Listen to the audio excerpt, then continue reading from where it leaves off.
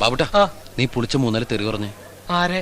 എന്നോട് പറയടാ, ഒരു അത്യാവശ്യത്തിനാ. രാഷ്ട്രീയം കളിക്കാൻ വേണ്ടി നോക്കുന്നു.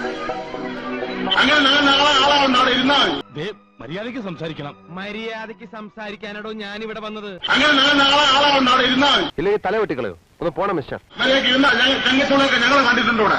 ഭയങ്കരമായ ആള്. വെറും ഭയങ്കരനല്ല, ഭയങ്കരമായ ആള്. മര്യാദയ്ക്ക് ഇരുന്നാൽ ഇവിടെ വേറെ ഒരു ആൾക്കാർ ഇപ്പൊ ഞാൻ ഇറക്കി തരാം ഇവിടെ. കള്ളന്റെ ലുക്കുള്ള ഇവനെ പിടിച്ച് യേശു ക്രിസ്തുവാക്കുമ്പോൾ ഓർക്കണമായിരുന്നു. മര്യാദയ്ക്ക് ഇവിടെ ചണ്ടത്തരം കാണിക്കാം. മകനെ പാപ്പച്ച, എന്തോ ചീത്ത എന്ന് പറയിപ്പിക്കാൻ എളുപ്പാ. മര്യാദയ്ക്ക് മര്യാദകൾ കാണിച്ചാൽ തിരിച്ച് മര്യാദകൾ കാണിക്കും. ഓർമ്മോണം. ഇത് വലിയ കുരിശായല്ലോ. അവയുടെ കുരിശ് തന്നെയാണ്. ഞാൻ CPM-ന്റെ ആളായിട്ടാണ് പറഞ്ഞത്. CPM-ന്റെ ആളായിട്ടാണ് ഞാൻ പറയുന്നത്. ഓർമ്മോണം.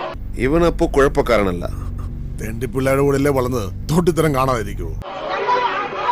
ആ മര്യാദയ്ക്ക് അവിടെ ഇരിക്കും. അച്ചടക്കമില്ലാതെ പെരുമാറിയാൽ അറിയാലോ, ഞങ്ങളത് പഠിപ്പിക്കും. അവിടെ ഇരിക്കണം. മര്യാദയ്ക്ക് കാണിക്കും. ഇയാളെ ഇങ്ങനെ വിട്ടാൽ നേരം വെളുക്കുന്നുണ്ടവരെ നമ്മൾ തെറിയും കേട്ടോണ്ടിരിക്കേണ്ടി വരും. അയ്യോ, അവള് പറഞ്ഞത് മുഴുവൻ പറയാൻ എന്റെ നാവ് വളയേല. അങ്ങനൊന്നും പറഞ്ഞ് ഞാൻ ശീലിച്ചിട്ടില്ലേ.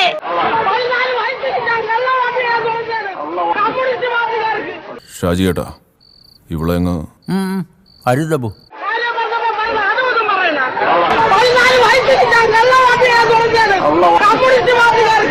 എന്നാ വെറുതെ ഫാമോ പൂന്നോ ഒന്നുമല്ല, നാലും കൂട്ടി കനത്തിലൊരു മൊഴി കൂടെ പറഞ്ഞിട്ട് ആട്ടിയത്. എന്നെ മനഃപൂർവ്വം കരിവാരിത്തേക്കാൻ കുറച്ച് ആൾക്കാർ ഇറങ്ങിയിരിക്കുകയാണ്.